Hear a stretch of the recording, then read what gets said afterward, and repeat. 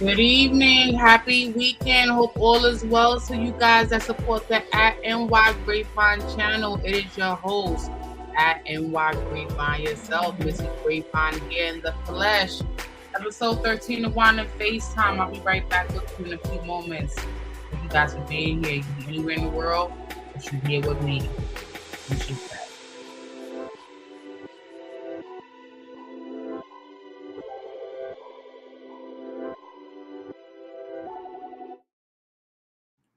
I am back. Welcome to episode 13 of Wine and FaceTime. It is your host at the NY Grapevine. How you guys doing? It is the weekend. Happy 4th of July for those people who celebrate the 4th. Oh my God, I want to jump right into it. For those of you who know, if you know, you know, life been life. And I lost my grandma at 93 a few weeks ago, about a month ago thus far. And it's been tough. It's been rough. And I want to shed some light on those people that are going through loss recently, prior, anniversary, whatever it is. Shout out to you, salute to you. How do you guys do this? For me, I probably am not doing it in the best, effective, productive way. But I'm be transparent, and that's what I like to do here at the NY Grapevine. I want to be transparent. I want to spit my ish. I want to pop my with a capital P, and I want to be real. And honestly, it's been tough. It's really been tough. I have not been my regular self. I have been introverted. I have been, secluded. I have been low key. I've been all of those things. I have not been expressing my feelings. I've been distant. I've been antisocial. I've been all those things. But thank you, subscribers. Thank you for people that just keep hitting the subscribe button over and over and over again, whether I'm here regularly, irregularly. Thank you guys for doing that. Shout out to the day ones. I just really want to acknowledge those people from day one, from the first channel to the second channel, to me trying to figure it out. Shout out to you guys. Thank you guys for your patience. You guys see my inconsistency. You still rock out with me. Thank you so very much. It's been a battle. It's been, a marathon. It's not a race. And they say death come in threes, and I want to be safe. I just want to say grace. Thank you, God, for giving me another day on this earth, letting me wake up, letting my children wake up, letting my family members close to me, my mom, my dad, my siblings, my cousins, letting them all wake up. Thank you for letting them all wake up. Thank you for giving them another day. Thank you for giving me another day. At 42, I'm grateful. I'm humble. I want to continue to be transparent. Losing my grandmother was the worst thing that ever happened to me. I feel outside of my mom's love and the parents' love, I feel like my grandmother loved me unconditionally. From 1980s to 2024, I have cards that are pretty much about to rip apart and disintegrate for birthdays, Easters, holidays, sending loves to me from afar. When my dad wasn't in the picture for a period of time, her replacing that and letting me know I'm loved no matter what. Just everything about my grandma was just so surreal. She was such a foxy, sexy lady in her day, and I feel like she had way more than 93 years, and I feel like she definitely had 95, maybe 100 in her.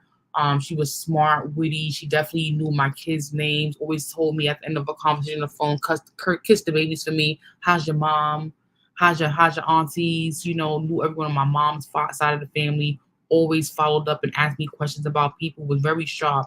She wasn't a 93 that was in a wheelchair on oxygen that needed assistance for everything. She was able to move around and wash dishes and watch her stories and take a shower by herself as I'm learning. And my cousin Nicole, shout out to Nicole McFadden, did a beautiful send away to my grandma at her burial and sang a song I never knew was my grandma's favorite song. And that's another thing that hits home today. I learned so much about my grandmother at the end that I didn't know, that hurts me and pains me. I didn't know her favorite TV shows, or her best friends, or, her favorite hairstyles or her favorite cartoons. There was so much I didn't know, and I learned at the end, and it's bittersweet. And I learned that my cousin who sang in my grandmother's burial has a YouTube channel where there's live videos of my grandma in the flesh. So I'm gonna binge watch my cousin's channel. My cousin's channel is called Happiness Lives Within. I came across that channel as I shared her singing at my grandmother's burial because she didn't get the footage. And I saw so many videos of my grandma doing poetry, something I'm into, something I didn't know I get from my grandmother. I thought I got it from my dad, I get it from my grandma. At 93, my grandma was able to still recite poetry without looking at a paper in her hand from her memory. That's something the pastor said at her burial, at her funeral, before we said goodbye to her, my dad, my siblings, my cousins, her best friends, her nieces, everyone who was looking at her to make sure I was able to say it as her last final moments. And I know everyone just experiences loss in different ways, goes through it in different times. There's no wrong or right way to grieve. You shouldn't isolate or, box yourself in. But it hit home losing my grandma. I felt like she was the first woman inside my mom that unconditionally loved me. When I thought my dad didn't love me, when I thought my dad forgot about me, when I thought drugs got the best of my dad and he didn't care about me, my grandma, my aunt Cecilia definitely made me remind myself that I wasn't forgotten. I was loved. I was cared for. I was important. It didn't matter if I was in the household with them, but I wasn't forgotten. And I appreciate and I love them so, so much for that. Um, Losing my grandma just really made me feel like, this is a pivotal moment for me to do something different, to do something, to change in my life, to just fix something, to just do something different. And again, I want to shout out Susie Ellen Medina, born December 18th, gone just weeks after my birthday in 2024, May of this year.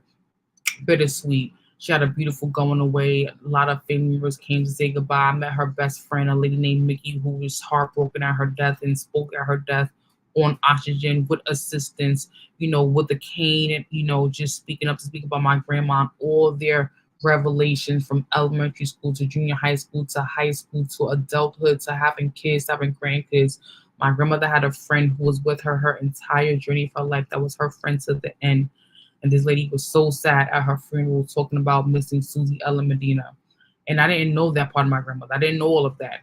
I saw pictures of her in her elementary stages when I went to visit. I had conversations with her, took pictures with her, tried to let my kids see as much as possible. One thing I regret is not letting her see my oldest daughter when my oldest daughter moved home. My oldest daughter moved home back in February 2024, and I made it. I wanted to plan a trip to see my grandma before she passed because we all knew it was coming and we didn't make it. The weekend before, I tried to call my grandma to ask her, can we come down? And they were busy with doctor's appointments, and that weekend she died. So that's something I hold with me.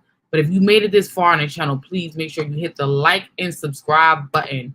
I know there's somebody that's been through it more than me. I know there's somebody who has some advice for me. I know there's somebody who's, strong, who's a warrior, who's not new to this, who's true to this, and, can relay some information and can share some testimonies. I know that. And again, I just don't feel my grandma's gone. But I do at the same time no longer feel her spirits with me. I got some nice jewelry. I got some keepsakes. I got a jewelry box from her that I wound up that plays music when I open it and put my jewelry inside of it. I have love letters, not love letters, but birthday cards from age 1 to now, holiday cards, all kind of anniversaries or holiday cards she sent me from birth to now. I have keepsakes, jewelry, earrings, bracelets, necklaces, things that are from her engraved to me. There's one thing she sent me. She said, I love you to the moon and back. That's the jewelry box and hand engraved necklace that's broken and popped that I still have from her, as well as some keepsakes my dad gave me. But again, we all know the pain of losing a loved one, a parent. It's hard, it's tough, it's not something you get over overnight. Some of us have the tragedy and traumatic experience of losing family members left and right within months of span time, years of span time.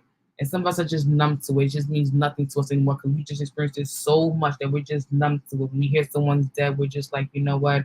I lost X, Y, and Z all in one year. I lost this, that, and the third, I'm used to death. Death, like some of us are just so numb to it because we see it in the paper, we see it on social media, we see it at work, we see it at we see it all around us that, it's just like, oh, another person died, but it is always his home when it's your household home. That's when it really, really hits home. Again, if you made it this far in the video, you have 9 minutes and 47 seconds with me.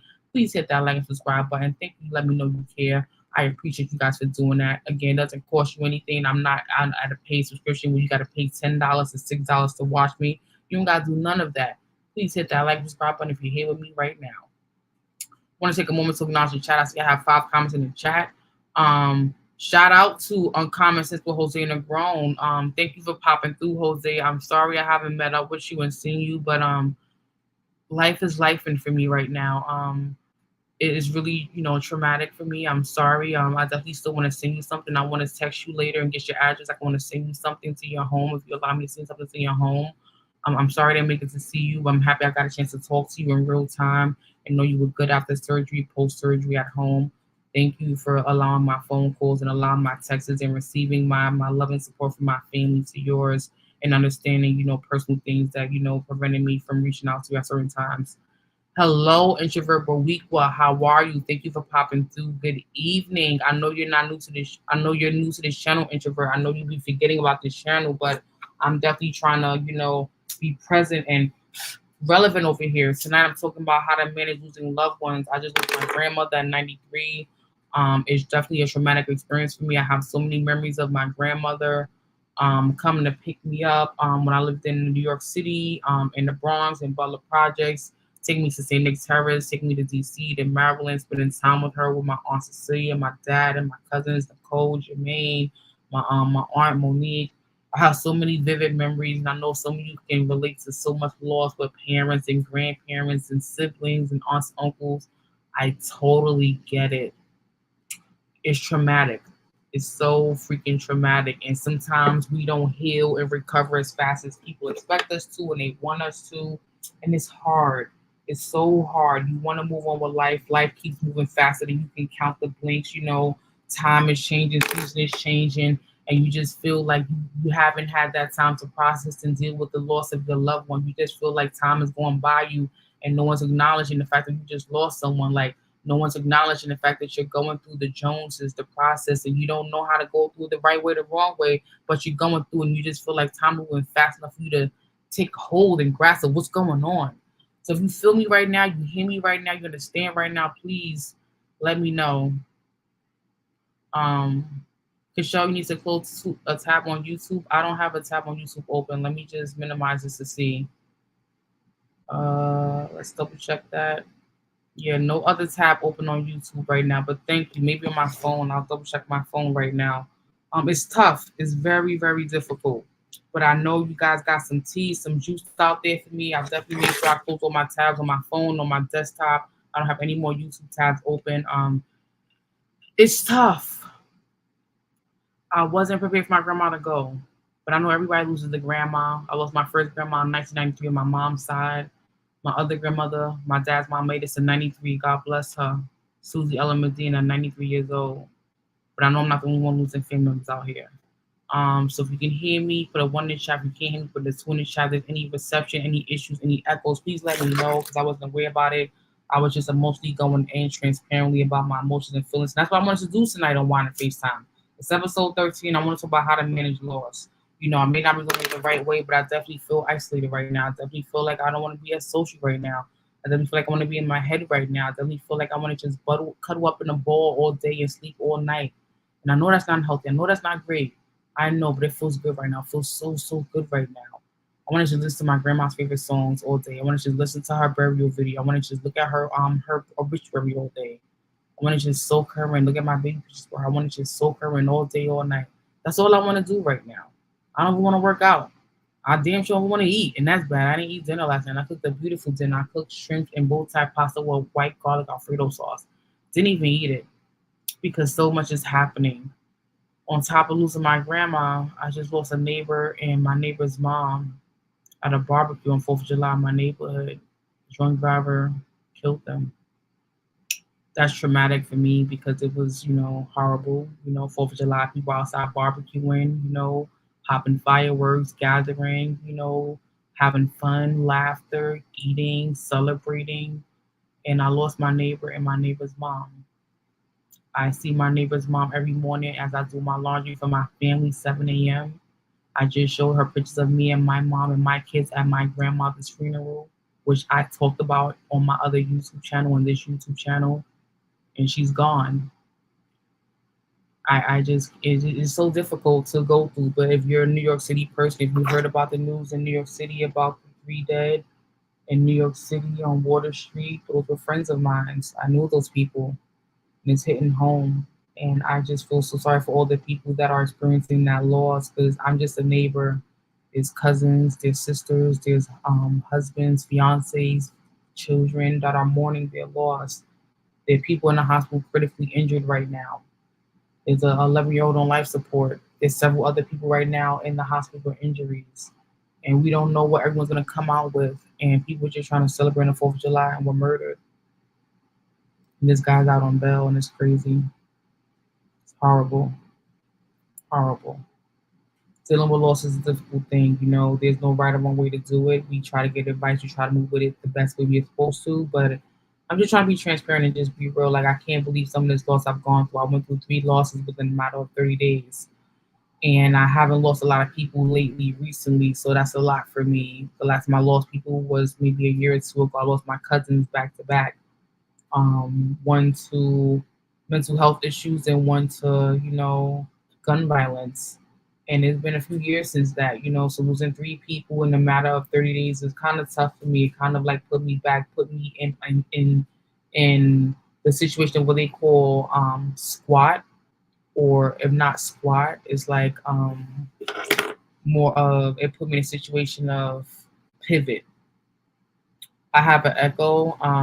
Okay, I didn't know I had an echo. I don't know how to not have the echo, but I'm gonna just keep this going. If it sounds horrible, I'll delete it. And I'll do a recap of this in short. But long story short, managing loss is a story for people to deal with individually how they do best. Whether it's therapy, whether it's counseling, whether it's lashing out, whether it's working out, jogging, cleaning, cooking, talking to friends, giving yourself time to heal in whatever way you know how: yoga, therapy, swimming, exercise, dance, art, recreation therapy. Let it be what you need it to be. Thank you, Jose, for letting me know I have an echo. I appreciate you letting me know that. I'll try to see if I can put on my headphones, see if that changes anything. I'm gonna wrap this stream up a little bit since you're constantly telling me there's an echo in the stream. Thank you so much. I really do appreciate you giving me that heads up. Um, but yeah, episode 13 of Wine and FaceTime, how to deal with loss. How do you guys deal with loss? Do you isolate? Do you go to therapy? Do you work out? Do you cook? Do you clean? Do you wash dishes? What do you do? 3 deaths in 30 days for me is kind of a lot, kind of stressful for me. And I'm just feeling like this is not real. All of this is not real, but it's very real. As I did a balloon release and a candle and a visual, I realized it's very real. I'm inserting my headphones in my ear right now just to make sure if there's an echo, maybe I can like tune out that echo. I'm going to connect to my earphones, and I'm connected to my earphones, so hopefully I sound a little bit better.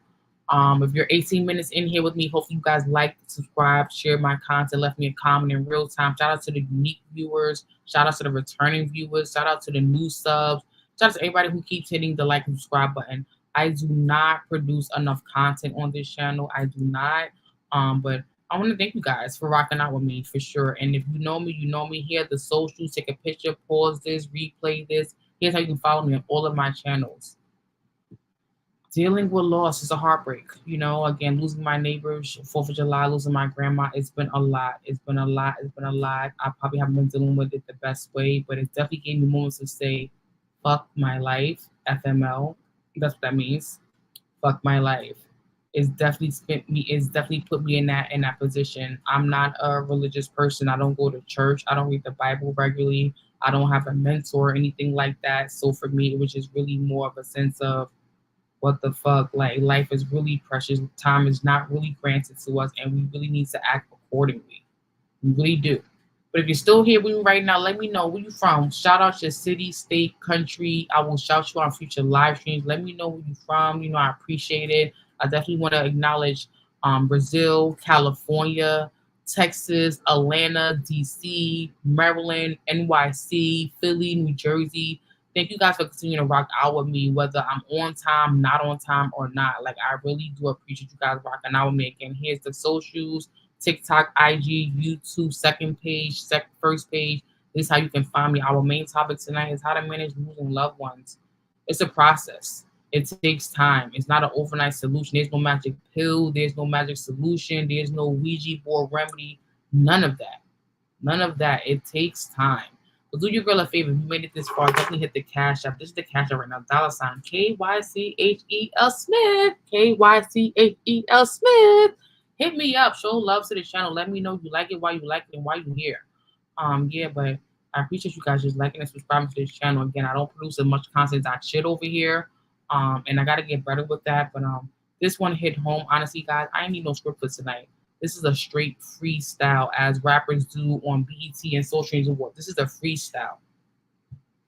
But again, shout out to Uncommon Sister Jose and Grown. If you know, you know. Definitely send him some love. Send him a subscription if you guys are here with him on real time. You know what he does. He has a channel where he talks about the uncommon folk, the uncommon things, the things that don't make sense, that people do, that shouldn't do, that we're supposed to know what they're supposed to do, and they just don't do right.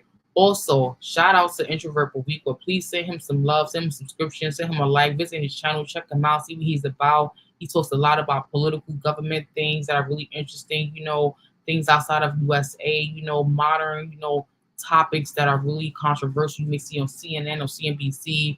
Really great conversations, has a great accent. I'm pretty sure you'll love to hear him in real time. Very interesting. Goes live kind of late at night, so definitely maybe catch his replay sometimes. Also, shout out to Irby Fatal, also the best moderator, commenter, holds down the chats in the whole wide world. Always sending love all the time, everywhere. Can't wait for his channel to pop. He can show us what the hell he gonna do. We interested. We ready to show up and support that man when he ready to pop out. And tonight's main topic: how to manage losing loved ones again. Losing my grandma at 93 has been an epiphany moment for me. Losing my neighbors on 4th of July out here in New York City at a barbecue due to a drunk driver was epiphany for me. Me and my family just cannot process how this actually happened. Knowing that a 59 and a 38 and a 43-year-old woman are not here anymore due to a drunk driver, when people just trying to celebrate on 4th of July, is just horrendous to me. It's been on YouTube, it's been on CNN, it's been on the Washington Times, it's been on NBC, it's been on the Post. It has been everywhere. And again, if you're new here, you have my socials, follow me, TikTok, Instagram, YouTube, my first channel, my second channel. This is how you can find me. Heartbroken over all this loss I've recently come across in the last 60 days, 30 to 60 days. Makes me want to say fuck my life, because I just can't understand how this can happen. Definitely is a time where you feel like your faith is tested. You just feel like, where the fuck is God when you need him? But you don't want to curse out God. Whether you're religious or not religious, you want to just think that things happen in the time they're supposed to happen. You're not supposed to question. You're supposed to just accept it, no matter if it's a child or an elderly person. Like, you're just taught to not question shit and just let shit happen where it's fucking supposed to happen, even when you don't fucking agree with it. It's just fucking horrible, to know people were mauled and killed. People I spend a lot of time around, neighbors, it's just traumatic, a travesty, a tragedy, traumatic on the 4th of fucking July. Just traumatic. My condolences to all the families that were lost down here on Water Street and Jackson Street on 4th of July down here in Lower East Side Manhattan. I know a lot of the people. Again, my grandmother, Susie Ellen Medina, 93, she has so much more life in her. But I know I'm not the only person who had a loved one who was lost. So I'm going to drop the link to the chat right now. I'm going to allow you guys to tune in, chime in, discuss anything you guys want, anything you guys feel, anything that comes to mind, anything you feel like you can relate, chime in. I'm gonna keep this short and sweet. This is episode 13 of Wine and FaceTime. I want to give you guys the opportunity to speak. So if you got something to say, you want to say something, please keep it clean. If you're offended, please step down. If you're aggravated, ticked off, triggered, please step down. Fair use disclaimer. I'm not, saying any names in this video today regarding any of these deaths besides my grandmother, Susie Ella Medina. And again, if you're new here, please hashtag city, state, country. But this is like a returning viewer, unique viewer. You catch it through a share, or it pops up in your algorithm. Thank you guys. Leave a comment here if you want to know more about me, where I'm from, what I do, my main channel. Let me know. I'm here for all of that. So I already have my first guest, which I already was anticipating, because I know this person has a lot to say regarding this conversation. So please introduce to the stage Uncommon Sister Jose in Rome. How are you? Good evening, Jose. Yes, good evening. For some reason, there's still an echo. So, but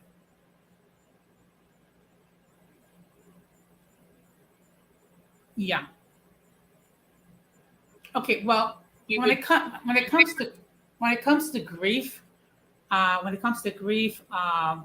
have to bear in mind certain things. First of all, there is no expiration date when it comes to grief. Number one. Number two, everyone experiences grief in different ways. And there's no right way or wrong way to grieve. Thank you. I agree. I'm taking grace on myself, telling myself there's no right or wrong way to grieve. We all process it differently. I just wanted to share that, I lost some neighbors on 4th of July in my neighborhood due to a drunk driver, and that was really sad. And I'm grieving for those family members as well. Although they weren't immediate family, I'm grieving for those people as well as they were neighbors I seen every day, coming into home, leaving home for work, for school, for shopping, for laundry. Seeing people in your neighborhood every day is like it's sad to see a family lost.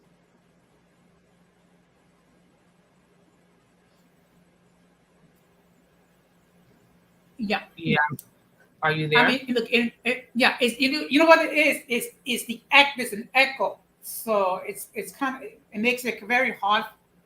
Yeah, it's echoing, so it's like,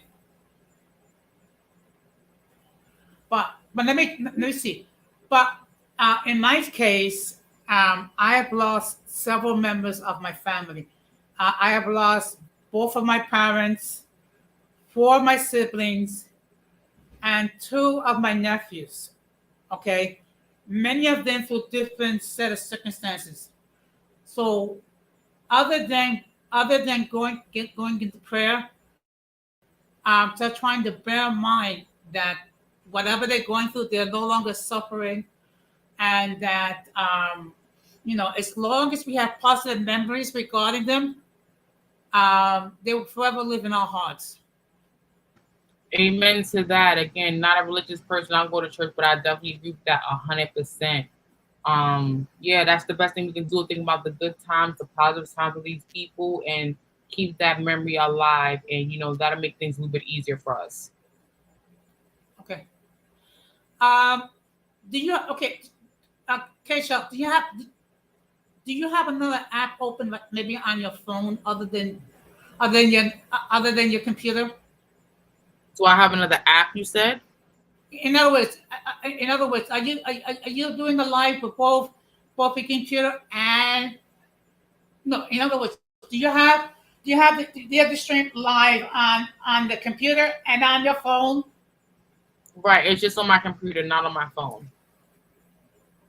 Okay, so I don't know what's going on, but in any case, going okay. Uh, okay. You know what I'm gonna do? I'll okay. I'm gonna go out and then I'm gonna come back and see if that takes care of it. Okay, no problem. Yeah, guys. So in the chat right now, put down some comments if you will. How do you deal with grief? What is your coping methods? What are your strategies? What are your techniques? Have you found something that works for you to the point where life is easier, work is easier, home is easier, personal is easier? If you know something like that, definitely put it down in the chat. Because your girl right now, I'm going through some things right now. I really am. It's too much too soon for me. Okay, And hello. yeah, I'm here. Okay, that took care of that. But as I was trying to say, um, when it comes to grief, okay, there is no expiration date. Number one. Number two, there is no really correct way to grieve. And one of the problems that we deal with is that we want to say something comforting regarding the person that's mourning the loss. The problem is that sometimes we say things we mean well, but what it does sometimes our words have the fact that it causes more trauma than Hmm. consolation. And that's something we have to bear in mind. I mean, I'll just give you a perfect example.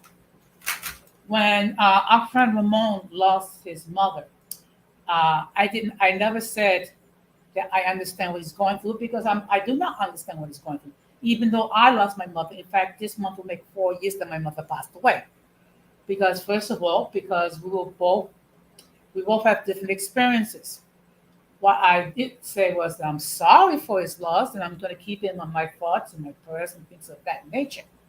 Okay, but there is no right way to grieve. There's no wrong way to grieve, and one thing to bear in mind is that as painful as it is, if you have fond memories regarding the person that's no longer with us, that person will forever live in our hearts. And that's how I look at it when it comes to both my parents, four of my siblings, and two of my nephews.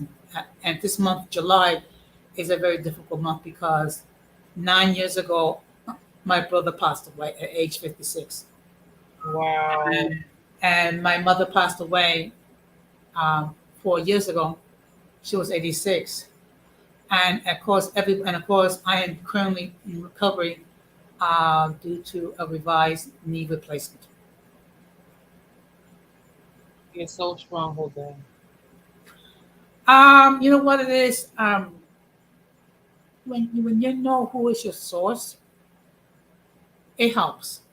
Now, I understand that there may be people who do not believe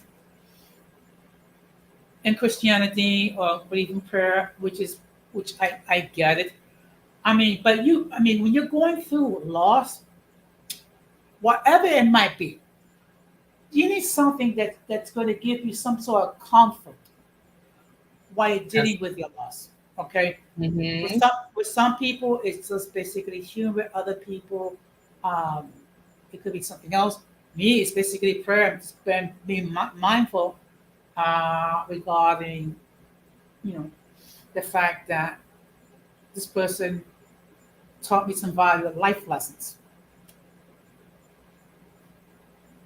Yeah, for me, I definitely feel like, I don't know if I'm handling it the best way, but I know, like you said, there's no right or wrong way to do it. But I'm definitely taking my time to process. I haven't spoken to any of my relatives besides my dad since my grandmother's passing, which was my dad's mom. But I'm gonna get around to reaching out to everybody. But I'm just still going through every day, like, like, wow, like, I don't feel her spirit anymore. Like, this is real. I know she had more than 93 years in her, and it is what it is. She's gone now, and it's like, I just feel like I had more time with her, and I didn't. And I just feel so bad about, not taking for granted the time, but not pushing forward more seriously, aggressively with making sure I made the time to make time to see her, Okay, yeah. yeah, I get it. But what it should do is that it teaches you the value the members of your family that are still around. Okay, I mean, I was part of a family of 10, but so now it's down to me and three of my siblings, and all of us are dealing with various sorts of medical conditions. I'm going to be 62 in about 3 months. I have a sister that's going to be 64. I have a brother who's younger brother who's going to be 51, and a sister that's going to be 59. So, and all of us is dealing with multiple health issues. But that's the reason why you learn. Hopefully, you learn to value the family that you have left. Yeah, and that's another thing too, like me learning to have grace and not ashamed with my family or where I come from, because we're not given the perfect family. Everyone has trials and tribulations, and sometimes that may not blend with what we think family is in our individual minds. So with that, it's like, learning to love and appreciate what God gave me, despite me being in church or religious or preaching to a certain religious, God, anything like that. Like, just trying to like have grace and understand, like, everybody goes through things, and you can't pick your perfect family, you can't pick the perfect parents or anything like that. Like, you deal with what you have, and you make it work. That is so true. That is so true. And before I continue, I shared the string on my community tab. So Oh, thank you so much, Jose. you're welcome. But part of it is you have to adapt. Okay, because you have to adapt to different situations, whether it be because of something positive or positive negative. I mean, just for example, when during my hospitalization, I have to, I have to adapt to the fact that hey, that I have to, I have to do, I have to maintain it, try to maintain a routine and try to keep myself occupied and things of that nature. And but when it comes to death, okay, um, there's gonna be days that you're gonna cry. There's even days that I'll cry, and my mother passed away 4 years ago.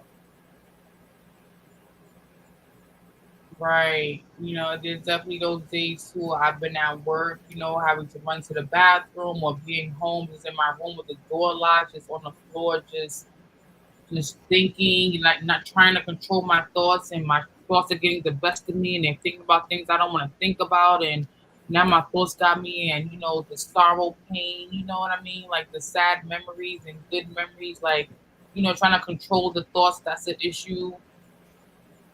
Yeah. Well, the fact of the matter is, if for those who are having an extremely difficult time dealing with grief, you might want to consider counseling, like therapy. Now, unfortunately, we're living in a society where it's very difficult to acknowledge that there are mental health issues. Okay, and when we're dealing with death, it can create mental health issues because first of all, you're thinking about all the things that that you wanted to do, didn't do, and then you start second guessing yourself, thinking, well, I should have done this and I should have done that. I mean, there's nothing you can do regarding what has transpired. But what you can do is be honest with yourself and simply say, okay, I'm dealing with this situation. Maybe I might need some assistance. Okay. And there's no shame if you decide to seek counseling. Okay. Because, the fact of the matter is it can create mental health issues if left unchecked. I agree. I definitely agree. Like my grandma died in May, the end of May. Her funeral happened like, the end of June, so there was like a 3 week time span between her death and the services and everything. And I didn't really get a chance to spend like a lot of time with family at the repast. I was like exhausted, like taking like a midnight bus trip down there, like a roundabout trip, right? Like a real quick trip back, and I was like physically exhausted, and I was hearing about all the stories of what happened, and the things I didn't see, and just feeling like, oh man, like I don't have much more. I don't have time, to build anything else with her now, and all the memories I have are mental and physical, like the birthday cards and Christmas cards and letters in the mail and pictures and photo albums, those things that people don't have nowadays. Because this generation, they don't have photo albums. Everything is YouTube and TikTok. No one has photo albums nowadays, I'm sure. Well, I mean, one of the things that I have in my living room is a picture of my mother in her younger days with my maternal grandfather. So at least I have something. But the fact, like I said before, um, death is something that we all have to face. Um, there's no right or wrong way to do it. It's just that, like I said before, there are different ways. I chose one. Mine is is through prayer, through meditation, and just remember having the good memories of the loved ones that are no longer here. Amen. It just really puts you in a place of you're never too young or too old to start writing your will, to start writing your healthcare proxy, to start writing, your last, thoughts of wishes. Like you're never too young or too old to start beginning those things. You're never too young or too old to get life insurance. You're never too young or too old to buy a plot. You're never too young or too old to like, look into funeral homes and see how you can like pay down, for family plot. Like you're never too young or too old for any of those things because none of us know the day we're gone. That is true. In fact, I remember when my mother was still alive and she was dealing with her, with her, with her medical condition that was deteriorating quickly. Unfortunately, my mother did not have a heart care proxy, so therefore, basically, any decisions that had to be made, we had to be in agreement with all four of the remaining children. So you could just imagine trying to Oh, navigate that. yeah, I know that was touchy and probably a process and emotional. I'm pretty sure they were strong-minded heads and people that felt they were older, so they had say, or more mature because they had say, or they were around this person long enough, so they had say. I can imagine. Yeah. So I mean, but it's very important that you have a well in place, a healthcare proxy. Get that in place as soon as humanly possible, because you don't want the situation where you're gonna have to depend on a consensus by a group of siblings or a group of children. That's never a good thing.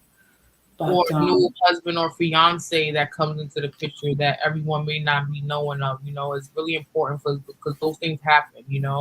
People get married or get engaged, and you may not know, and people do things that everyone in the family doesn't know about, so you may not know certain things. There's real specifics in these kind of situations.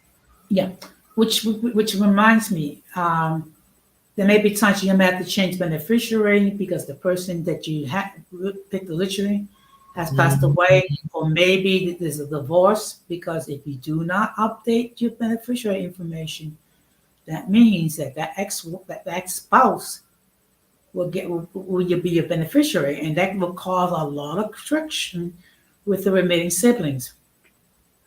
Yeah, even for people that have boyfriends or girlfriends, domestic partners, who are not married, God forbid they pass away, they have life insurance. They may go to the parents, not that domestic partner. Only a married person will be entitled to that information or funds.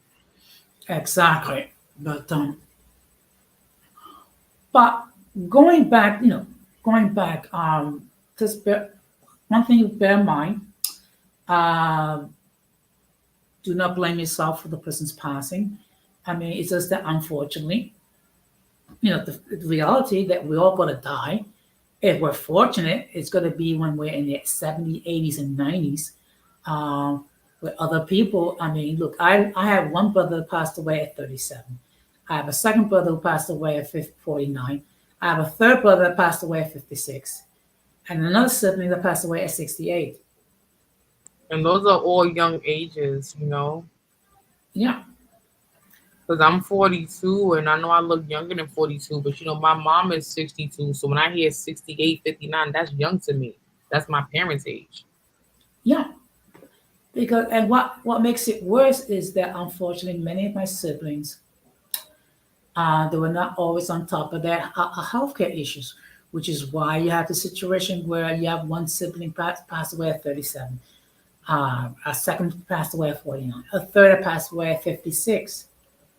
I outsurvived three of my male siblings, and I'm going to be 62 in 3 months. And I know that's like probably a good feeling and a scary feeling at the same time because you're kind of like the matriarch of your family. Like my grandmother at 93, she was the matriarch. She was the last living sibling of all of her siblings. So you're like the matriarch of your family. Basically, it's like me and my older sister. We're kind of like the old. We're kind of like the surrogate parents for our younger siblings.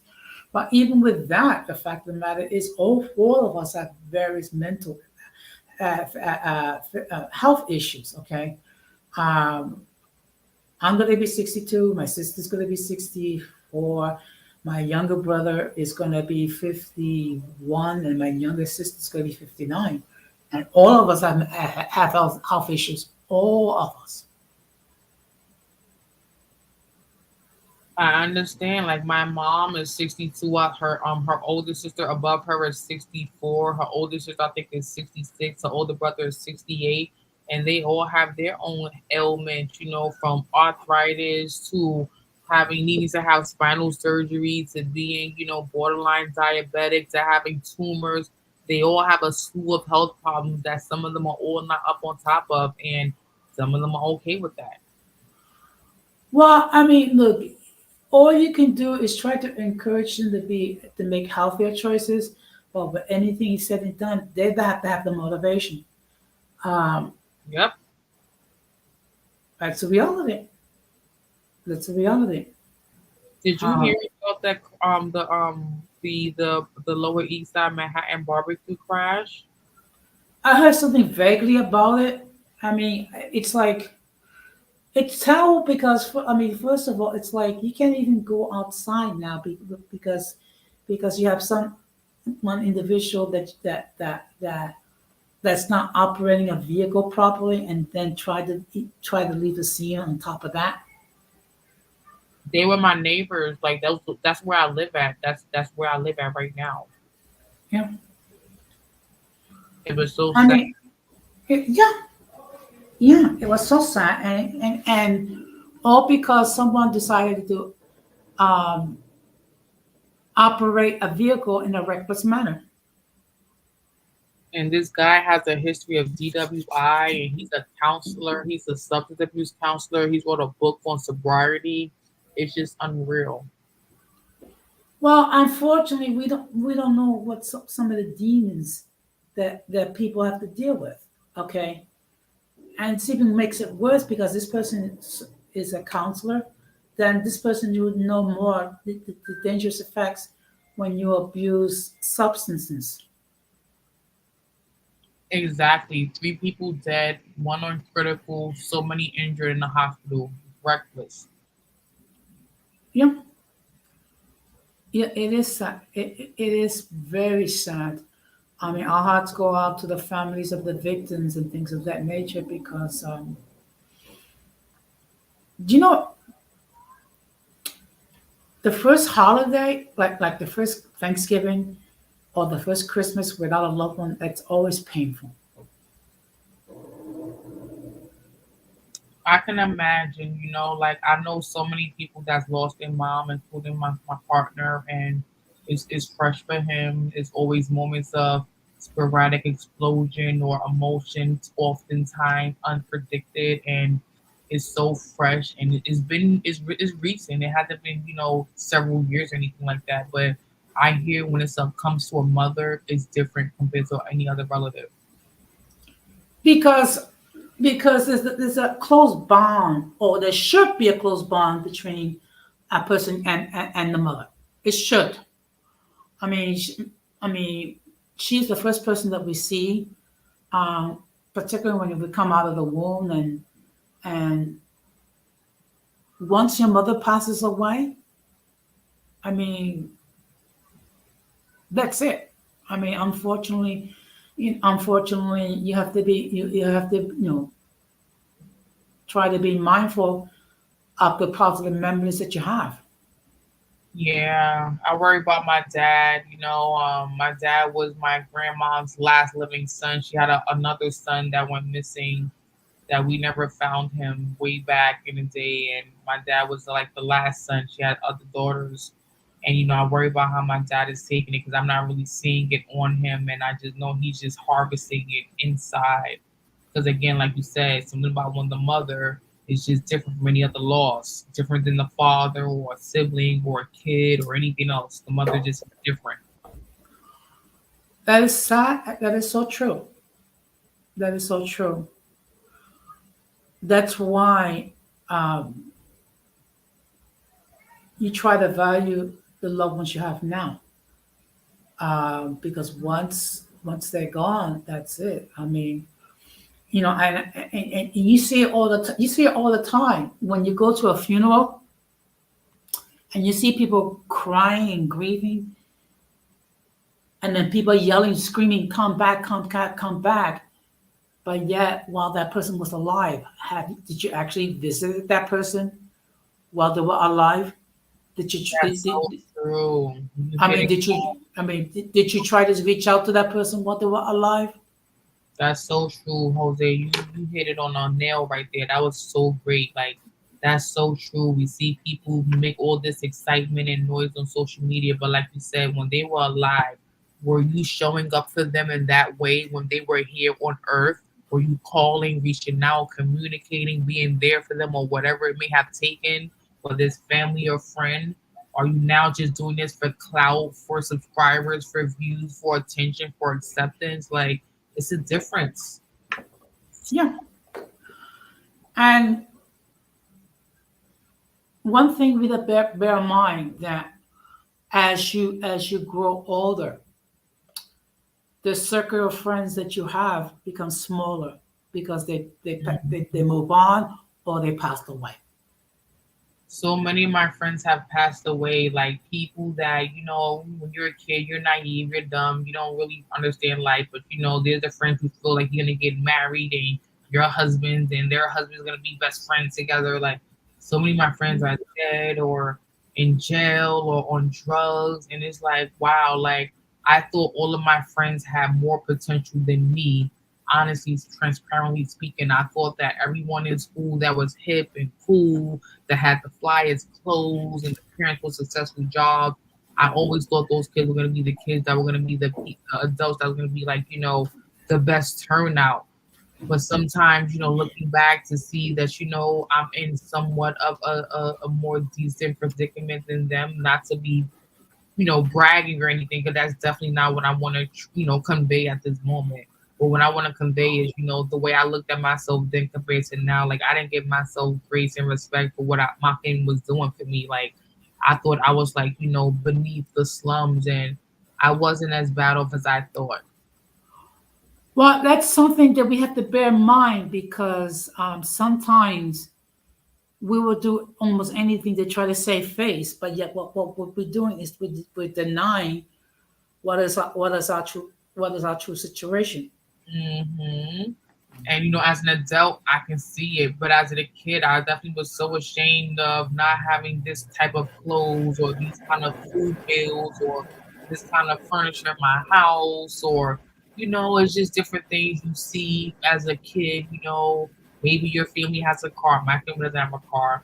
Maybe your family has a house phone, my family doesn't have a house phone. Or maybe your family has a pool outside. My family doesn't have a pool outside. So you early begin to judge on the difference between your friends and yourselves. And you may say, okay, well, maybe we're poor or maybe we're less fortunate because I don't have the things my friends have, or their life looks a little bit more easier than my life. Or maybe people didn't look at their life like that. Maybe that's just me. Maybe people didn't think the way I thought. Well, I mean, look, when we were poor when we grew up, but at least first of all, we grew up in a place of love. We have food, we have clothing, we have things that we what we truly needed. We got somehow our parents made a way. It's just that we tend to put up a brave front, um, but really, if you go past the surface, you'll be surprised what some of the issues that individuals have. Amen. You're right about that.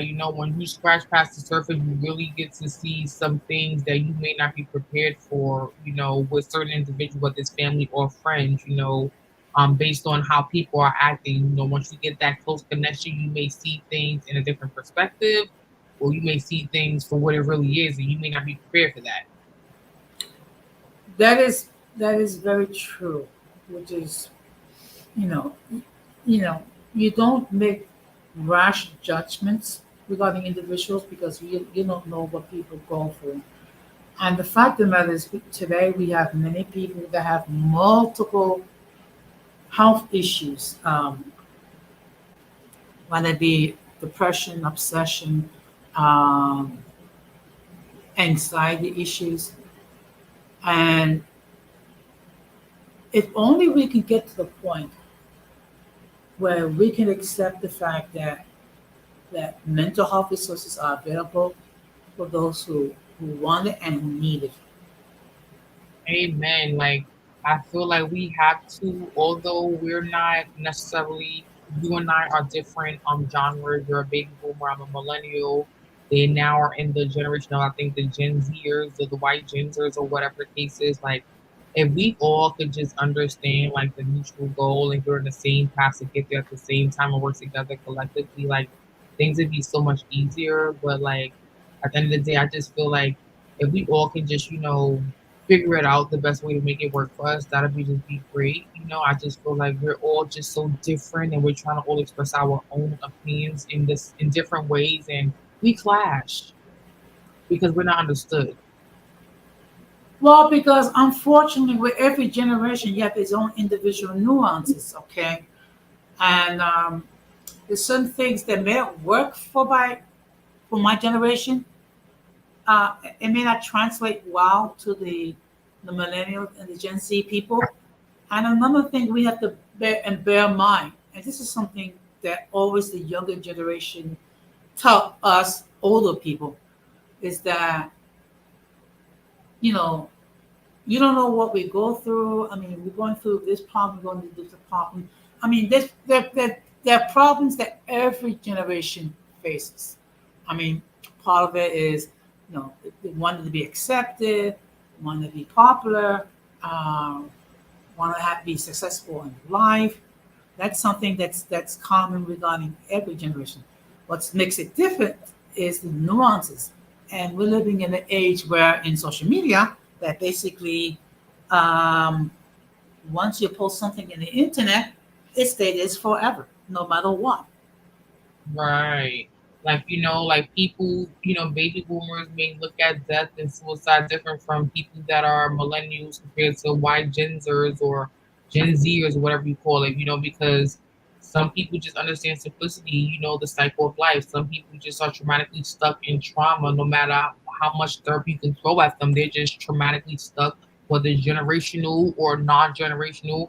They just have hard time processing it, calling it ADHD or spectrum or whatever you may want to call it. We all deal with it differently. You can categorize it, to generations, like millennials, like I'm just talking about white Gen Zers or, baby boomers, etc., the silent era. But at the end of the day, it's like we all are a little bit different. We all can work together, but we all express ourselves differently, even compared to this conversation, how to manage loss.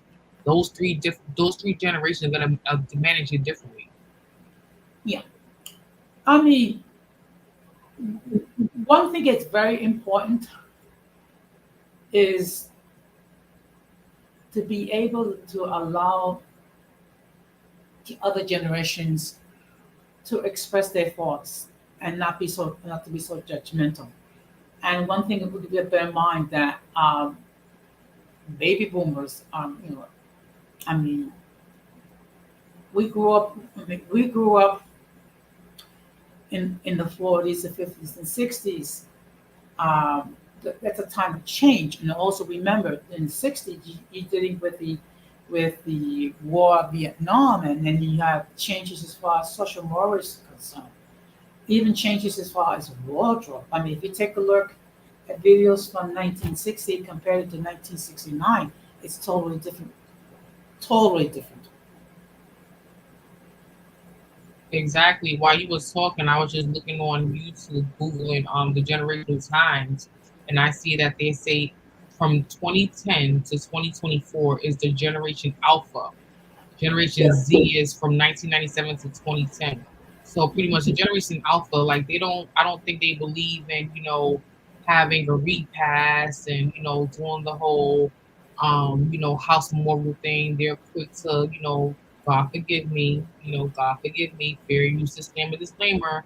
They're quick to pull out the bottles of wine and Hennessy and liquor and pour liquor out on the grave or outside and light candles and do the memorial outside on a board or outside on a store or a building or something like that.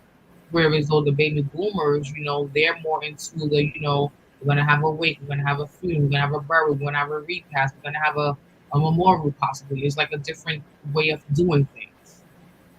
Well, again, with each generation, it has its own individual nuances. And that's something that if we can understand that, that will help bring understanding among the generations. I highlighted this comment right here from introvert Rico because I identify with him. I definitely keep a lot inside, and I agree with him. That is not healthy, but sometimes you may feel that everyone around you at work, at home, has their own thing they're going through. When you complain about your thing, may be just something that no one else wants to hear about, or it could be something that people just feel like, you know what, that's nothing. I got X, Y, and Z, A, B, C, D, E, F, and G going on. Like that's nothing. So it can be for different reasons why an introvert may feel like he wants to keep things inside. But for me, I know sometimes I feel like I keep things inside because I feel like someone may possibly feel like what you're going through is not that serious. There's people in a worse situation. So what you're complaining about is not worth complaining about. What do you think about that? Well, look, part of the reason why that you have individuals that feel a need to keep things bottled is because for fear that if they express what's going on in their mind, is that they may be ostracized. So it could be that, and of course, Ramon is he's in a better position as far as why he keeps things occupied, bottled up. But it's very hard for men today in our society to actually express our feelings because we're supposed to be stoic, we're supposed to be tough, we're not supposed to cry.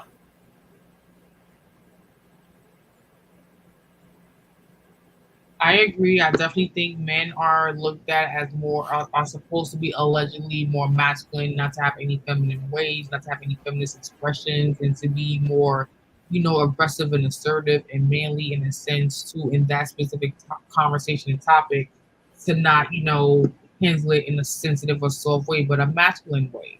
So I understand that's a lot of pressure for some men that feel like they do have feminine not necessarily tendencies, but feminine traits where they feel like they may be more emotional or where they may be more expressive in a way that more other men may not be, and they may feel that by them feeling that way internally, they could be ostracized because it's not what a man's supposed to act like and pretend to be like. So I understand that, I have a brother, I have a dad that I'm close with that I talk to on a regular basis.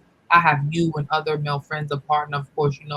So I understand different perspectives of different men when it comes to different situations, when it comes to the whole male gender role and masculinity thing. Like we live in a time where we have masculine women and feminine men, and you may want to call it letters or alphabets or whatever, but that's the time we live in right now. And you can't call someone right or wrong to feel how they feel in any of those ways if they're male or female or one of the pronouns or alphabets. Yeah, and another thing we have to bear in mind is that we have modern women basically spending hours telling us men how we're supposed to be and how we're supposed to act, because unfortunately they don't know what it is to be a man. Number one, and some of these women, unfortunately, they have this crazy, you know, unreasonable expectations, and it's gotten to the point where the men has decided not to get married because it's not beneficial to them. I mean, a man could be completely faithful, but the women who you should initiate almost 80% of the divorces, and they'll come up with something that we were toxic, that we were abusive.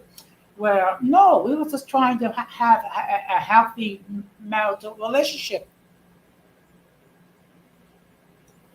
I agree, and I also feel, to support the women and to step up for the women right now. I definitely feel like, women also have the stigma and stimulation of, being the mother, taking care of the kids, educating the kids, taking care of the household, or being the boss woman, the '90s woman that has a job, is independent, has a career, and has her side hustle. Like, there's a lot of pressure on women at the same time, as well as men. But I feel like there's another lane being crafted and created for this alphabet community or pronoun community or for this other lane of non-binary gender. Full disclaimer, let me put this disclaimer up here before they come for me. This other lane of gender roles that we're all learning to work with and understand at work in school and home and public, that is going to have its own lane of whatever that comes with.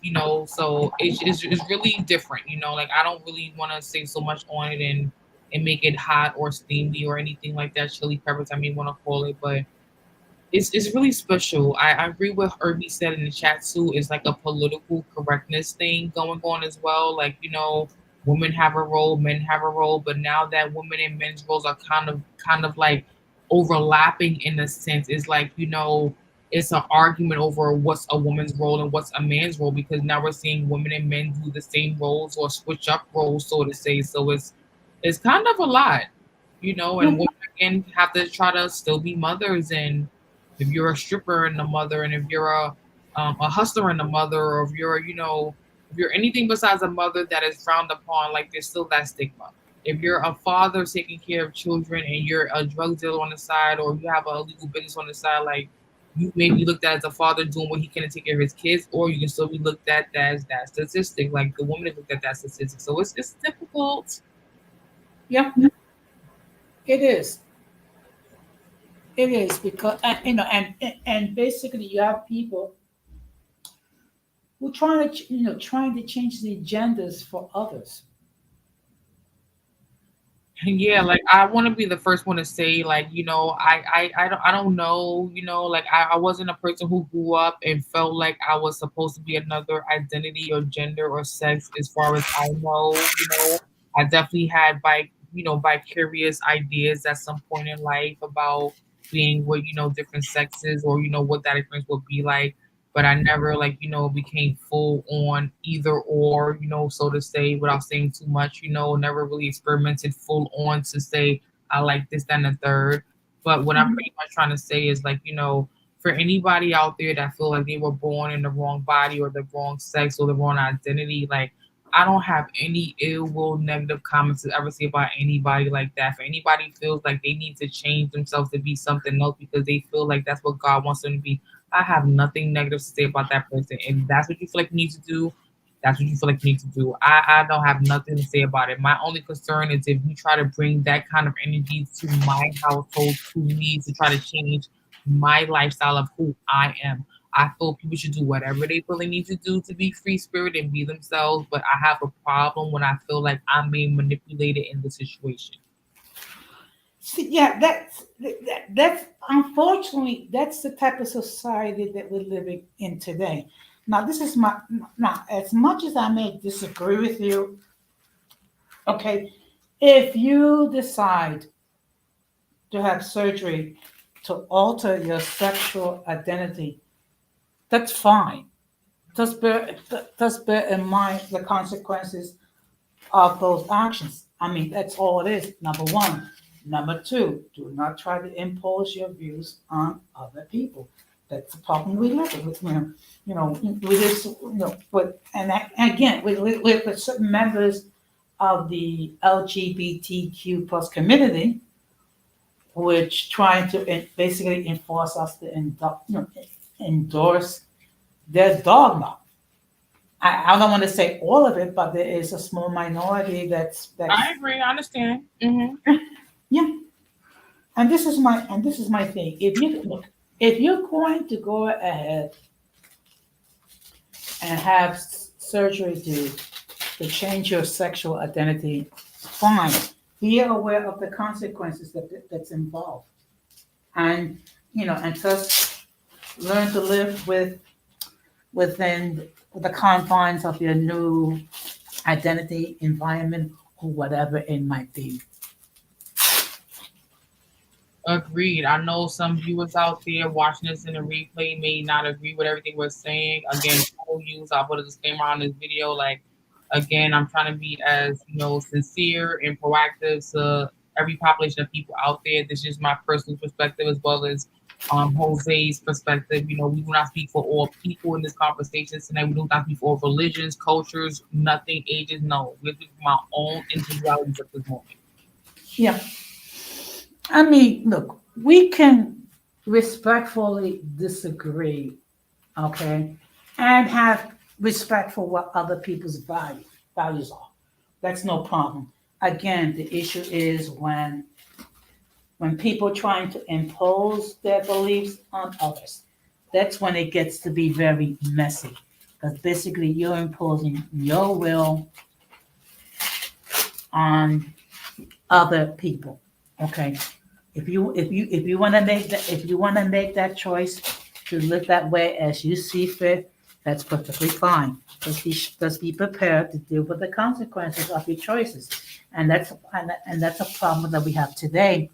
Is that we have individuals, both male and female, that are making poor choices regarding their life and their situations, and not taking accountability for those actions and blaming everybody other than themselves. I agree. I've seen, like, shout out to Golden Goddess. I love Golden Goddess. She was telling me on maybe like a year ago that there's some videos out there on YouTube of people in that community of alphabets that did surgeries and tell their stories about how they regret it because things don't work, and how that's a whole conversation and topic, and how pretty much some people in that community regret being of that wave of that group of that culture because they went full blown, it didn't work out for them, and now they're conflicted mentally, physically, and emotionally. And as a result of all of that, they're now feeling like it's a waste of time. And some people even pursuing that mission, that goal, or that desire, or that internal maternal birth instinct to be something else. And again, full disclaimer, I don't want to disrespect anybody out here right now, but just saying word of mouth, hearsay, what I'm hearing. And it was a good conversation to Google and YouTube, and I saw a lot of people talking about their transitions, good, bad, and ugly, and their regrets, et cetera, et cetera, et cetera. And like again, we got people out here doing different things, and whether they may look like a trend or a fashion statement, this is not a trend or fashion. This is the real thing, and once you're in this, you're in this. Ain't no going back, and you may regret what you did. Hi, Ramon. Hey, Ramon. Hey guys, can you guys hear me okay? Yeah. Yes. Okay, yeah, because I'm not at home yet because I didn't know, Kishel, if you were about to close up, so I wanted to make sure that I could chime in a little bit. I How was are you about guys to. doing? You lucky. I was about to shout you out too. Okay, hey, thanks for letting me up. Thanks for letting me up. I know I have been listening, but I was out on a couple of errands, so I couldn't join in earlier. But you did talk about a few things. You did talk about a few things, and the last thing that I heard was about the whole thing about the rainbow agenda and the whole thing about men showing vulnerability, which is really a no-no in our society. And that is the argument about what is a real man and how is it that many women try to lecture men about being a man. And that's something that, to be perfectly honest, that's really something that women shouldn't be talking about because we men, it will be considered as unacceptable for us as men to try to tell a woman how to be a better woman. Because we're not supposed to tell that, right? We're not supposed to tell Correct. women about that, right? So Correct. by the same token, to be perfectly honest, that's really not something that women should be doing, trying to tell men how to be a man, because that's that's that has a tendency to be self-serving.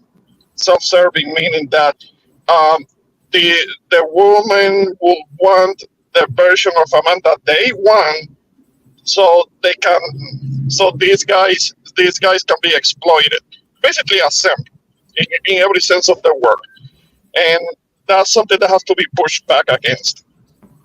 That is, Uh, so, yeah, that is so, true. That is so true. that's something that But I I feel like can't. it's the same thing on the men's side, though. Men will say the same thing of how a woman should be at home. She shouldn't be out with her girlfriend. She's supposed to cook and clean, take care of the kids. It's the same conversation from the women to the men. Like, there's men out here telling women how they're supposed to conduct themselves, how they're supposed to act.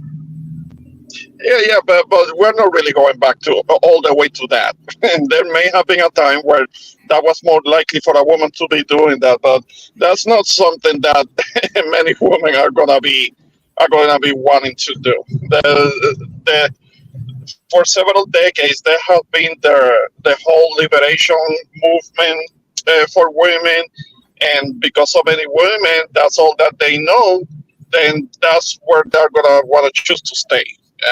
At least as long as it serves their interest. Now there is the whole talk about possibly reinstating the draft, and that the draft for to go to war, it will include women too. That maybe women will be drafted. I don't know if it's gonna get to that. It might be unlikely, but something that never went away was the whole thing about the selective service. I remember having to fill out the little form for that, and that's something that only applied to men.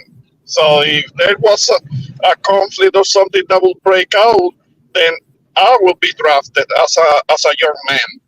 So and that never went away. That's still only for men, and whoever is recognized as a man, biological man, so I don't know if there are going to be women that are going to be agreeing with that. I mean, there are going to be, if they were to implement something like that, a lot of women are going to get all conservative, and they're going to want to go into the kitchen, and then they're going to be somewhat submissive because they have to.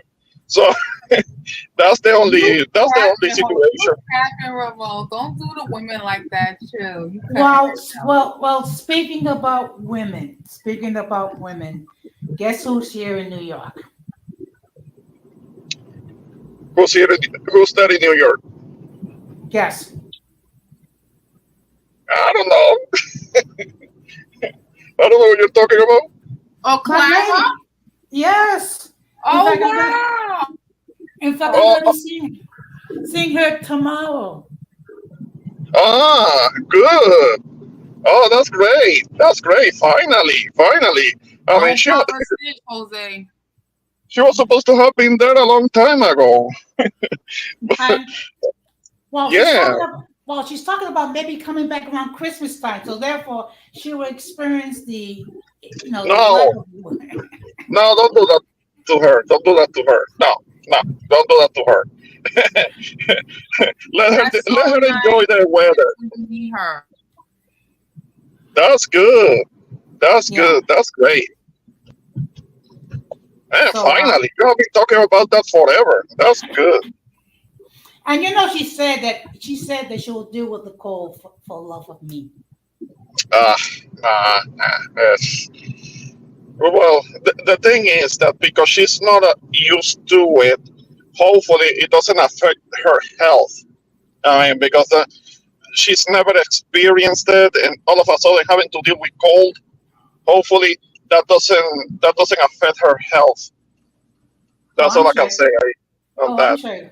Well, on the positive note, it is now 168 days until the first day of It's winter. too early, Jose. It's too soon. Don't start with that. Don't start with that, Jose. Okay. It's a little bit warmer than I would like because I'm dealing with 107-degree temperatures. It's a little bit warmer than I would like, but warm always beats the cold for me. I mean, and warm and sunlight, that's actually important to you. That's Wow. important. That produces a type of vitamin D, so it is healthy for you. Cold Well, is it? There is no health benefit for cold. that actually there is many health benefits. What it does, it reduces the spread of germs. I don't know about that because Ramon, I want to ask you a question. Sorry to cut you off, Jose. Like, I know you probably feel like, oh my gosh, like, I don't want to answer this, but I have to ask you because the topic for tonight is how to manage losing loved ones. So I have to ask you this. What has been feel your best method or coping mechanism for the conversation for tonight for the topic, how to manage losing loved ones? I know you lost your mom kind of recently. What has been your best coping mechanism?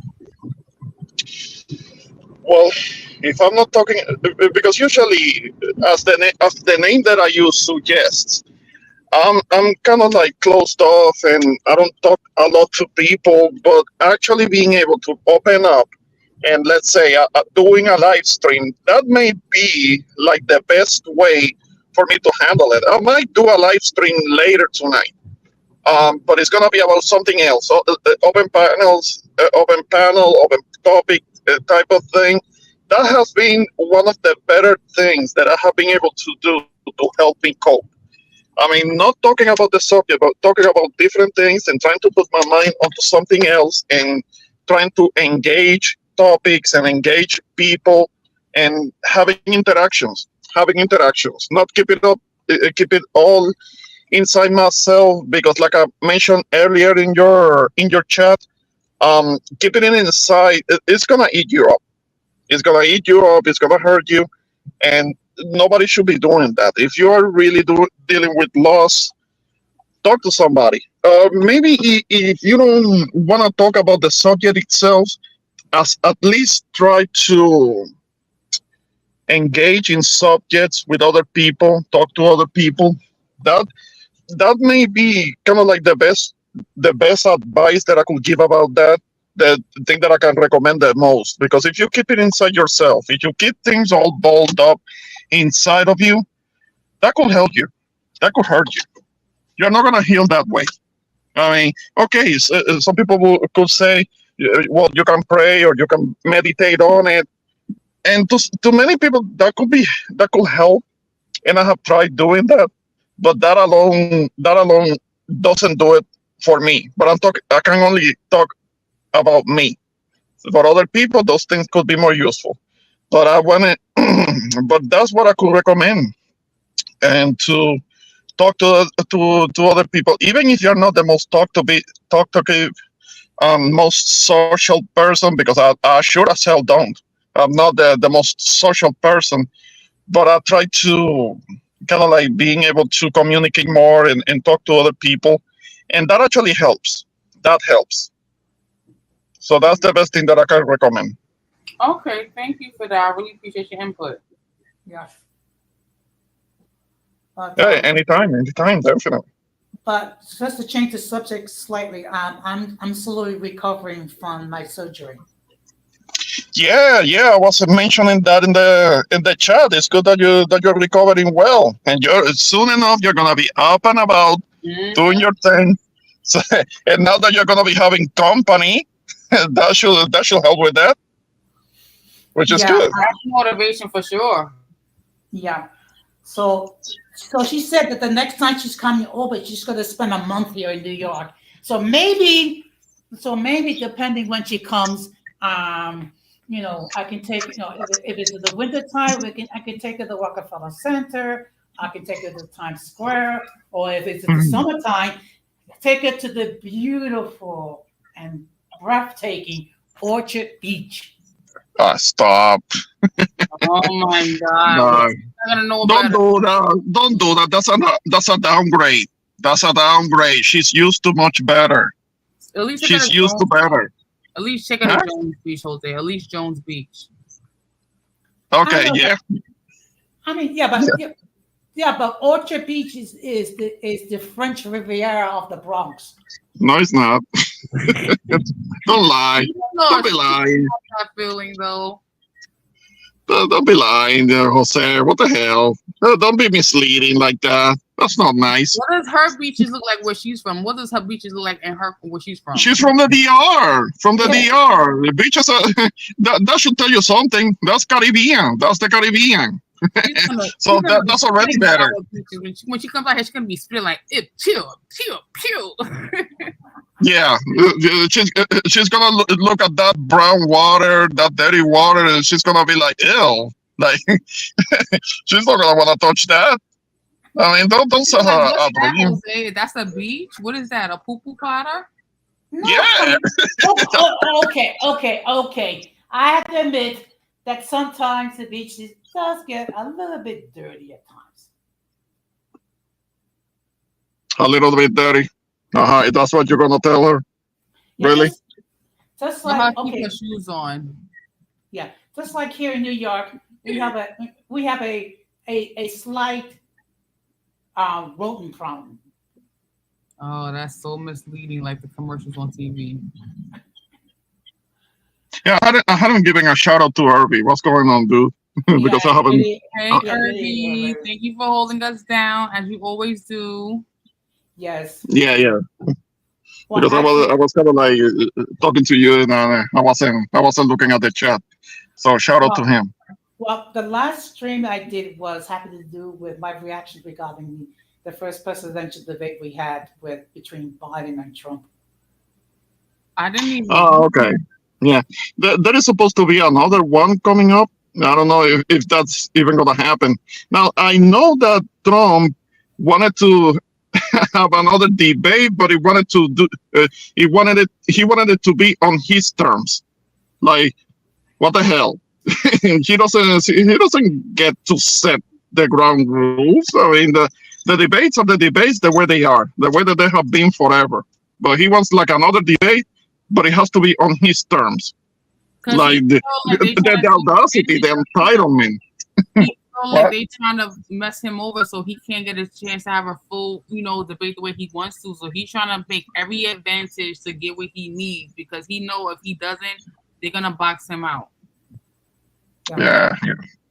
I'm not even trying to get too much into it because it was like okay, the sleepy and slow against the liar, against the energetic liar. So I'm not seeing much of a choice. I'm not seeing I'm much gonna of a watch it. choice. I didn't watch it though. I'm gonna go watch it though. Yeah. So Well, actually, one person actually suggested running my name as a running candidate for president. mhm. And you know what? If I was to run for president, you know what would be my slogan? Make America cold again. Ah, Well, okay, I mean, Mr. if you Freeze. can make some money with North Face and Canadian goose coats or whatever. A lot of North Face gear. That's what we will anticipate. You see, but that's a type of dictatorship. You're trying to subject people to that torture with all that cold. That's What messed up. torture? What torture? Let me tell you something. When I was in waiting for my procedure, I mean the room Uh-huh. was nice. The room was nice and comfortable. The climate control was beautiful. Yeah, but you see, but that's why the MAGAs deny climate change because the they're always in climate control environments like that. So they deny that there is such a thing as climate change. As you know, I recently went to Puerto Rico. I had to make a quick visit down there. The temperatures are changing down there. It's getting about as hot as it is here in Texas. I mean, it wasn't like that. It wasn't like that. During the days, at least on the coast, temperatures can reach temperatures past 100 degrees, and that was never a thing. That was never a thing. The But it is sol- a thing now. the solution is to give me complete climate control. Okay, Well, you're something like Trump. That whole notion of it, you let me be a dictator for a day, something Well, if like you're that. gonna help You're kind the of- earth live longer so we don't mess it up, then I'm with it. But if you're not gonna help the earth live longer, then I don't know. Look, I'll be a benevolent dictator. yeah. I will allow 2 days out of the year to reach no more than 90 degrees. Yeah. And the temperature will not dip below 20 below.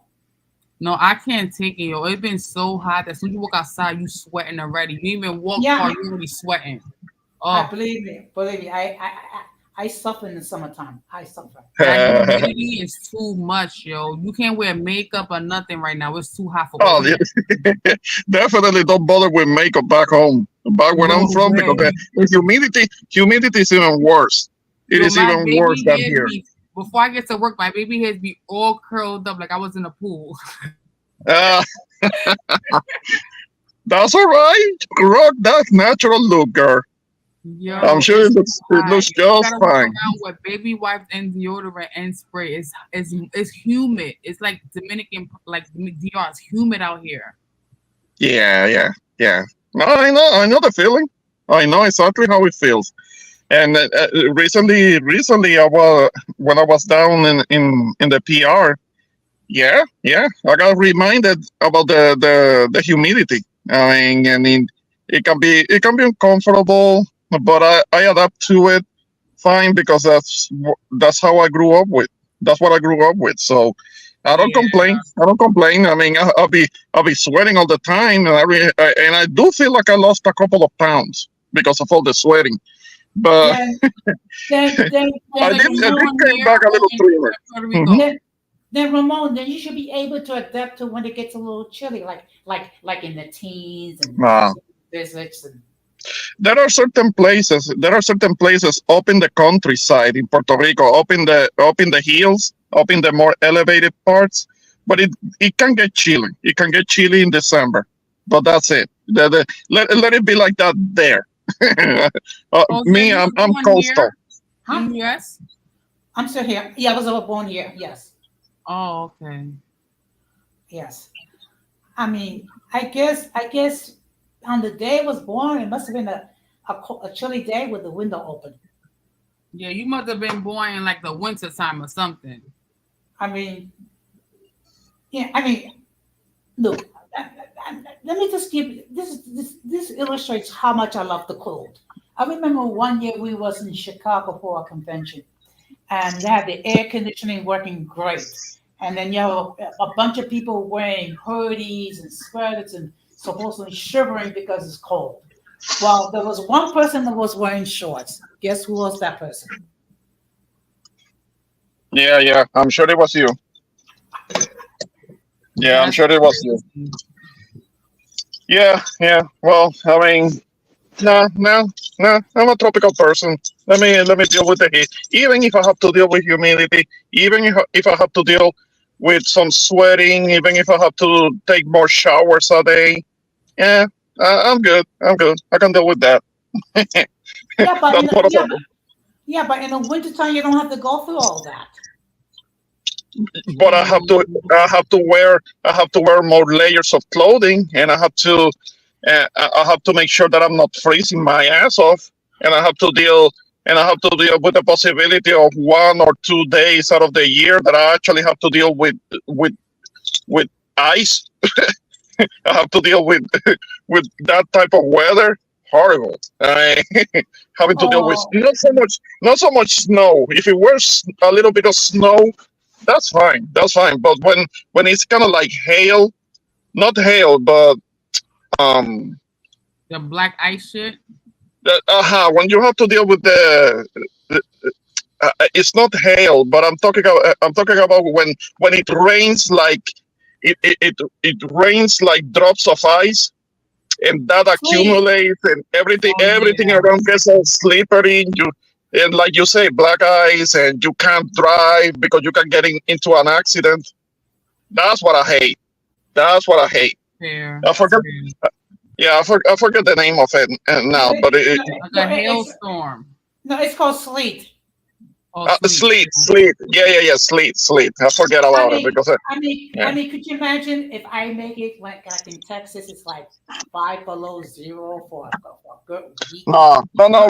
We had to deal with that a couple of years ago, and it was bursting pipes in homes all over the place, and people getting into accidents because the temperature was below zero because of that fucking vortex. No, Yeah. not again, not again. I don't want to have to deal with that shit again. That vortex was supposed to only hit down in Chicago. It's supposed to reach down to Chicago, where Rakim is at. That wasn't supposed to go below that, but it went all the way down to here, and we Oh, suffer for it. Oh oh, my God, you how's it And keep the doing? electric grid, the electric grid got damaged because of it. So no, oh, don't go. Oh, oh, oh, oh! Don't do that. oh, you lucky Don't do that shit, sparrow. Jose. You That's funny. Don't lucky start How with the far from shit. is Yeah, but Rakim we on suffer live down stream? here. But then Is Rakim still on live streams at midnight? I don't know about him at midnight. I mean, I talked to him a couple of days ago, and he might be busy right now. So most Okay. likely, I don't know if he's gonna be doing that later. Yeah, but Okay. he may be busy because of his work schedule. Okay. But yeah, yeah. No, I haven't seen any Juju is the one. Juju is the one who likes to do live streams at midnight. That's her thing. But she hasn't done any in a while. I don't know. Okay, I want She to she. make sure. I feel like I haven't seen him do anything. I want to make sure I didn't miss nothing. well, Okay, okay.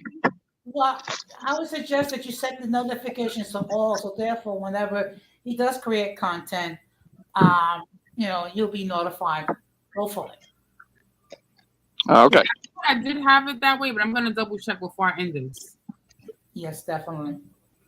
So, like I said, tomorrow, we're finally gonna meet, and her birthday is this month. Oh, nice. That's good. Oh, Clara, That's good. Yes. night, what you got planned? Okay. I wanted to take out somewhere out to eat. The problem is with my knee in recovering, it really restricts my movement, and unfortunately, I have to deal with accessories to get from point A to point B. So it's Mm. really a challenge. So hopefully, maybe there's a nice restaurant where she's staying nearby, so I can take her to celebrate her birthday. Oh, nice, nice. Or Oh, something that's to eat sweet. at the end. I mean, ideally, I would have preferred that she waited at least until I got to at least I was, able to walk it on when it came. It's just that basically I'm depending on a walker, and I gotta be very careful because any little jostle I can fall down, and it's like it's Right. part of the healing process. And actually, when I go outside, I have to walk with a knee brace. Mm. Mm. Well, Okay. you have to watch out for it. You don't wanna do anything to hurt it.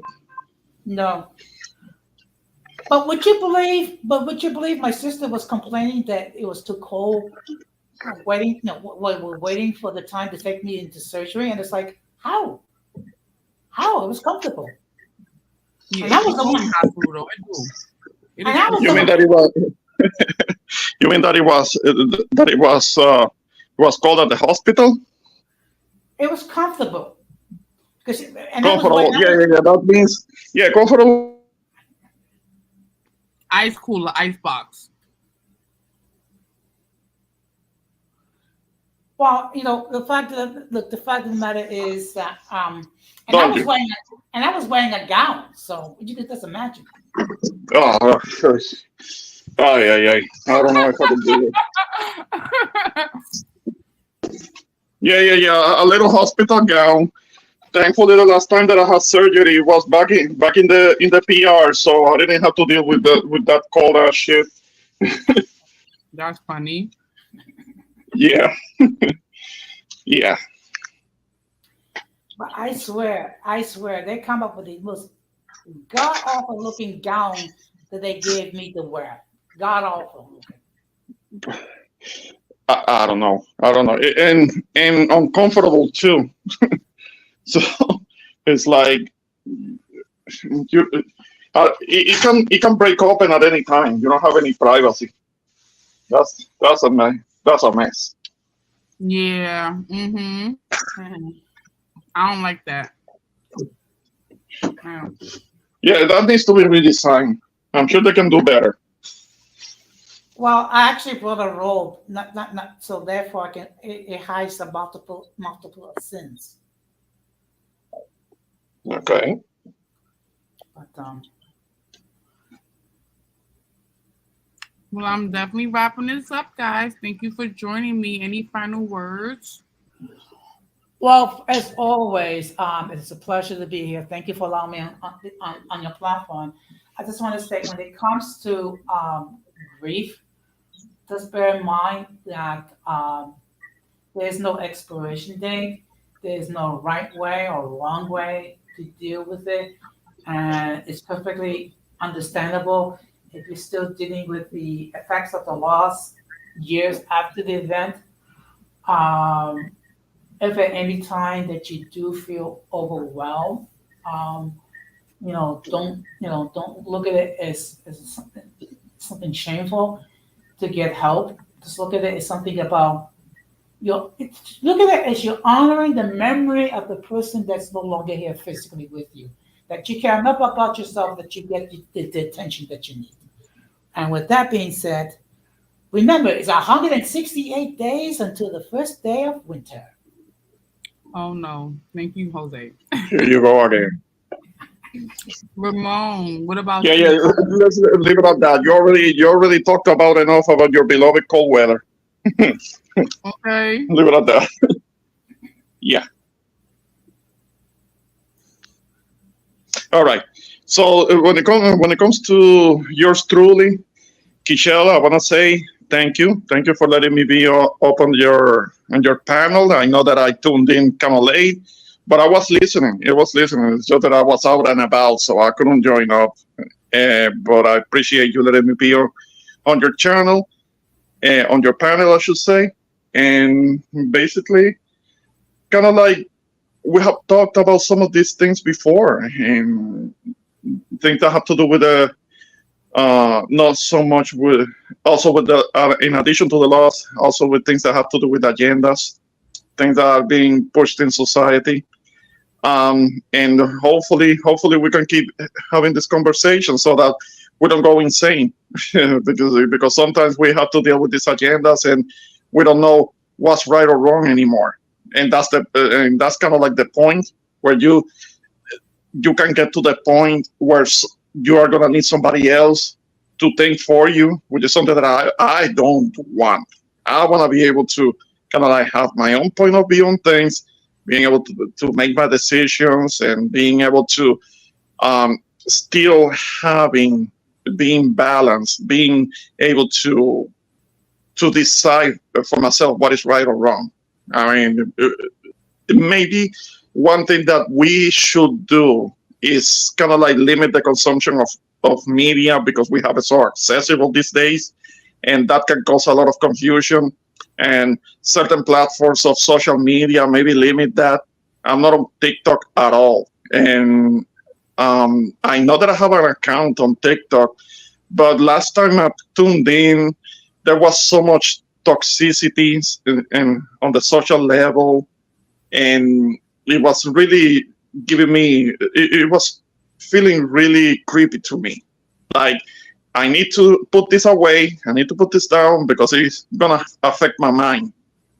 So whatever it is that you need to do to heal for yourself, to heal your brain, your mind, whatever you want to call it, then do it because we all of us by instinct we want to be able to live lives as long as we can, but we also want to be in a state of mind, in a healthy state of mind, and not.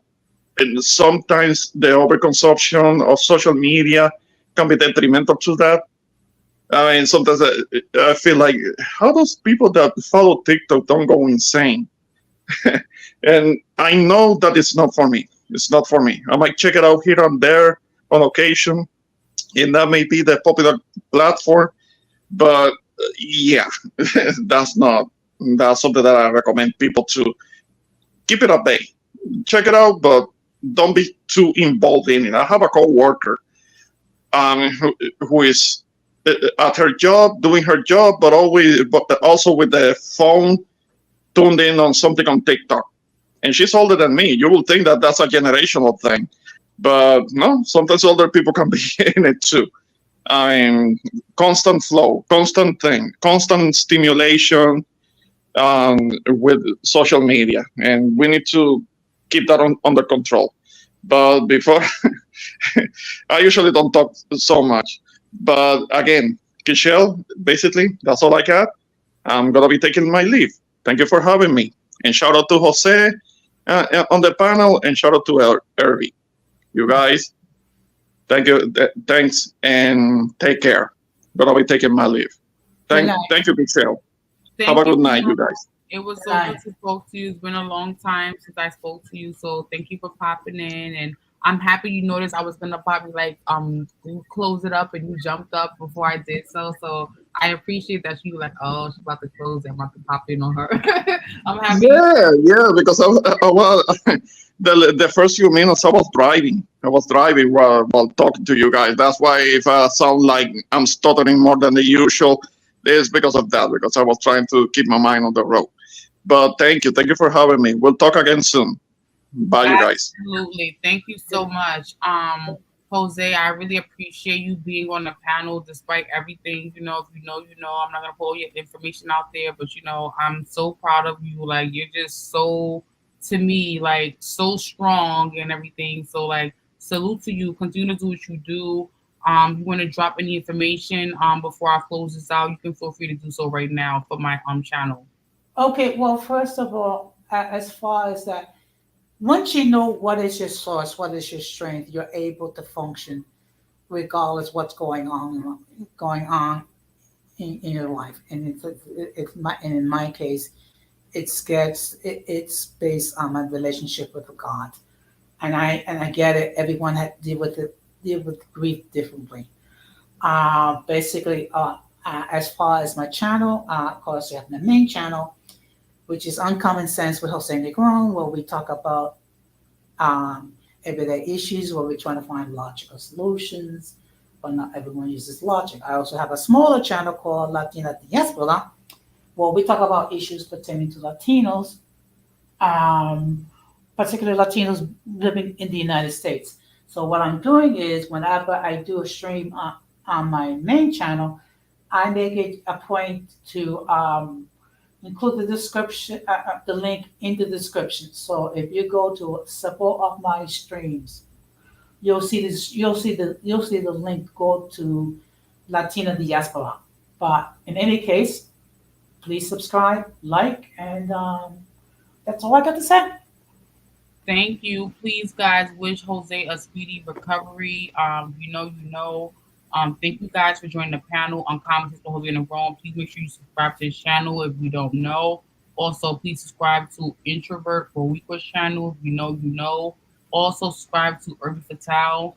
He will be producing content soon enough. Thank you guys for joining in on my conversation tonight. I really appreciate you popping in. Tonight I really want to get some things off my chest of how I'm feeling.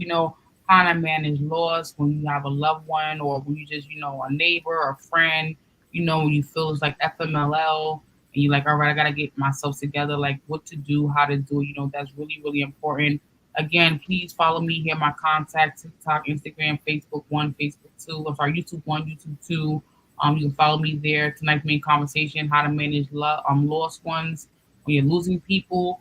You made it all the way to the end. I really appreciate you just subscribe to the channel. I really appreciate that. I'm at like 240 something. Thank you guys so much. I really do appreciate it. Have a great evening. Hope you guys had a safe 4th of July. And for those of you out there that are new, returning users, subscribers, cloud watchers, do your thing. I'm not mad at you guys. Peace out until next time. I'll be chatting with you guys later. Bye. Yes. Good night. Good night.